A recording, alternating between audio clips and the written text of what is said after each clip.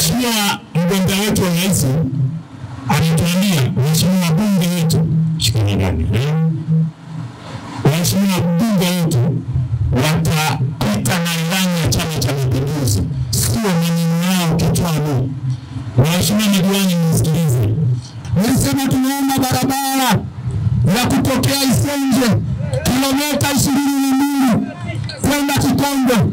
Mama alisema hivi, nitawapa majibu yao baadaye.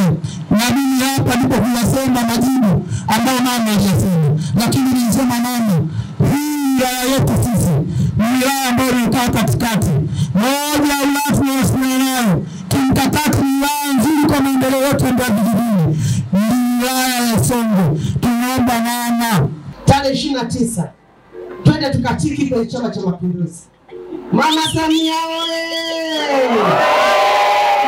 Rais wetu amefanya ndani ya wilaya hii na tarafa hii ya Isangati. Ninaomba, shule nyingi zimefunguliwa. Mkilipa kula kwa siku hiyo ya Oktoba, mkimpa Patari siku hiyo ya Oktoba, mkimpa Mama Samia, ninahakikishia form 5 na form 6 nazimbiliwa Isutu. Sisi wao.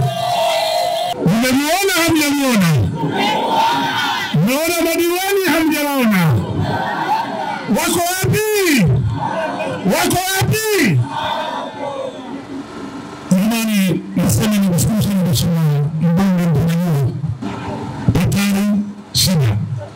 Kwanza kabisa kwa namna alivyotuonyesha kwa watu na imani. Wana imani na Mheshimiwa Rais, wana imani na Mheshimiwa madiwani. Naomba mbele yako nipende kuwashukuru wajumbe hawa wilaya nzima. Nimejitokeza siku ya tarehe 4 kumpokea Mheshimiwa Rais.